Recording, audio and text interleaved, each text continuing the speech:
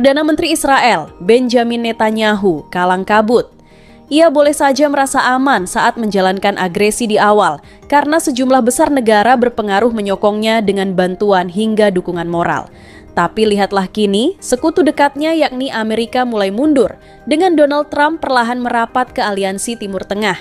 Sementara itu, negara lain seperti China, Prancis, hingga Uni Eropa tampak lebih vokal terhadap aktivitas militer Israel di jalur Gaza, menyerukan agar Netanyahu tak lagi bebal untuk dinasihati. Saat Netanyahu benar-benar ditinggalkan, Houthi mengambil kesempatan mengintensifkan serangan. Lalu, apa artinya bagi masa depan Israel? Bombardir Israel kini terjadi 3 kali sehari. Masih segar diingatan bagaimana rudal Houthi menghadirkan teror saat sistem pertahanan Israel lengah, membuat Bandara Ben Gurion berhenti beroperasi karena adanya ledakan di sekitar.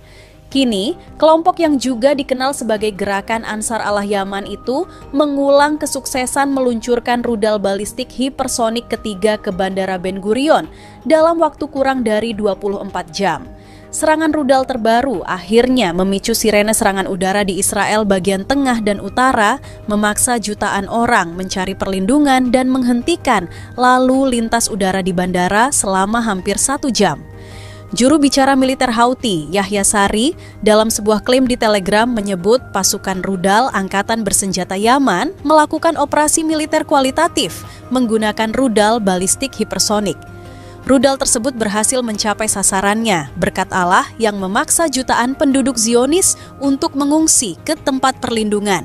Ini adalah serangan rudal ketiga dalam waktu kurang dari 24 jam, menurut rilis yang dikutip oleh Sputnik. Sebelumnya, pertahanan udara Israel memantau peluncuran 2 rudal dari Yaman menuju Israel dalam waktu 1 jam. Yang pertama mengakibatkan aktifnya sirene di sejumlah wilayah, termasuk Tel Aviv dan sekitarnya. Media Israel melaporkan bahwa rudal kedua dicegat atau jatuh sebelum menembus wilayah udara Israel. Trump mundur dari perang HTI. Sebenarnya, ada kejadian tak kalah mengejutkan selain serangan Houthi kemarin. Itu adalah keputusan Trump untuk sepakat melakukan gencatan senjata dengan HTI yang mewakili kemunduran saat kehadiran militer Amerika semakin intens di wilayah Timur Tengah belum lama ini. Pada Selasa, 6 Mei 2025, Presiden Trump mengumumkan bahwa izin operasi pengeboman Amerika terhadap Houthi tak lagi berlanjut. Artinya, sebelum berbagai serangan ke Israel, Amerika telah lebih dulu menyerah terhadap Houthi. Bagaimana tidak? 2 bulan telah berlalu sejak pengeboman intens di Yaman, namun tidak ada hasil signifikan yang dapat dibanggakan oleh Amerika. Alih-alih menyetop aksi blokade Houthi di Laut Merah atau sekadar melemahkan kemampuan kelompok tersebut melancarkan serangan ke Israel, Amerika malah merugi dengan prospek yang tidak jelas untuk meraih kemenangan. Laporan Reuters menyebut isi perjanjian antara Amerika dan Houthi menyatakan bahwa kedua pihak tidak akan saling menyerang, termasuk terhadap kapal-kapal Amerika di Laut Merah dan Selat Bab al-Mandab. Hanya saja, pernyataan dari Oman sebagai pihak mediator tidak menyebutkan apakah Houthi setuju untuk menghentikan serangan terhadap Israel atau tidak. Sampai akhirnya, kebingungan itu terjawab saat Kepala Dewan Politik Tertinggi Houthi, Mahdi al-Mashhad, mengatakan dalam sebuah keterangan bahwa kelompoknya akan terus mendukung Gaza dan serangan semacam itu akan terus berlanjut. Apakah Israel benar-benar dibiarkan sendiri? Trump tinggalkan Netanyahu. Tahukah kalian? Keputusan gencatan senjata dengan Houthi bukan satu-satunya indikasi bahwa Trump benar-benar meninggalkan Netanyahu. Tania Kramer, jurnalis DW yang melaporkan dari Yerusalem, mengurai perkembangan hubungan antara keduanya sambil menulis kemungkinan adanya perselisihan. Kejadian pertama adalah sikap Trump yang cenderung merapat ke aliansi Timur Tengah. Selama lawatannya ke Teluk minggu ini, Trump menyelesaikan kesepakatan senjata senilai 142 miliar dolar dengan Arab Saudi serta kesepakatan investasi senilai 600 miliar dolar yang meningkatkan potensi teknologi negara-negara Teluk tersebut. Dengan ini, kecakapan teknologi dan militer Israel praktis terancam. Kemudian yang kedua, Netanyahu tampaknya dibuat kecewa saat diundang ke sebuah pertemuan darurat di Washington pada bulan April. Pasalnya, ia mengira dapat meyakinkan Trump untuk menghapus tarif Amerika atas impor Israel, tetapi ia tidak mampu melakukannya. Anadolu dalam sebuah laporan bahkan menyebut Trump telah memutus kontak langsung dengan Netanyahu. Melalui unggahan di X, Yanir Kozin, seorang koresponden radio Angkatan Darat Israel, mengatakan keputusan Trump dibuat setelah rekan dekatnya memberitahu Menteri Urusan Strategis Israel, Ron Dermer, bahwa Presiden Amerika itu yakin Netanyahu memanipulasinya. Dunia ikut kecam Netanyahu. Keputusan Trump memutus hubungan dengan Netanyahu bukan satu-satunya klimaks dari konflik ini.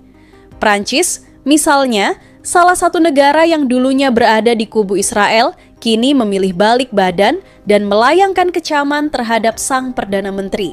Dalam keterangannya pada hari Selasa, Presiden Emmanuel Macron menyebut blokade bantuan kemanusiaan ke jalur Gaza sebagai sesuatu yang tidak dapat diterima dan memalukan, seraya mengatakan bahwa negara-negara Eropa seharusnya mempertimbangkan untuk meningkatkan sanksi. Ia bahkan menyatakan kemungkinan untuk meninjau kembali perjanjian kerjasama Uni Eropa dengan Israel yang mencakup ketentuan penghapusan bea masuk terhadap produk-produk tertentu.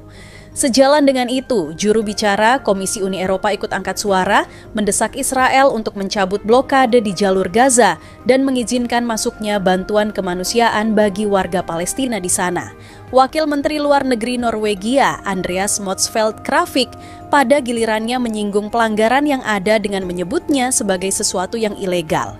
Melengkapi kecaman dunia internasional mengenai agresi yang berlanjut, China melalui juru bicara Kementerian Luar Negeri Lin Jian menyatakan penolakan terhadap operasi militer Israel di jalur Gaza yang sekaligus melayangkan kecaman terhadap Netanyahu. IDF balik serang Yaman ditinggalkan Trump hingga dikecam dunia internasional, nyatanya tak memengaruhi Netanyahu. Sebaliknya, ia dengan cepat membalas Houthi dengan menyerang pelabuhan Hodeidah dan Alif di Yaman pada Jumat, 16 Mei 2025. Al-Masirah TV, media yang berafiliasi dengan Houthi, juga melaporkan serangan Israel terhadap dua pelabuhan tersebut. Namun, tingkat kerusakan belum jelas dan belum ada laporan langsung mengenai korban jiwa. Kendati demikian, Netanyahu bersama Menteri Pertahanan Israel, Israel Katz, memperingatkan bahwa serangan itu bukan akhir dari rangkaian operasi militer terhadap Houthi. Katz bahkan mengancam bahwa nasib pemimpin Houthi akan sama seperti pemimpin pejuang Palestina lainnya, seperti Muhammad Deif dan Yahya Sinwar. Al Jazeera yang mengutip pernyataan militer menyebut bahwa pihak Israel mengaku telah melakukan serangan terhadap infrastruktur teroris pada hari Jumat. Melalui unggahan di X, Israel menyebut bahwa kedua pelabuhan yang dimaksud telah digunakan oleh kelompok pemberontak Houthi untuk mentransfer senjata. Kini, Israel tak lagi didukung Amerika dalam menghadapi Houthi. Jika bersama Amerika saja Houthi sulit dikalahkan, mampukah Israel menghadapinya sendiri?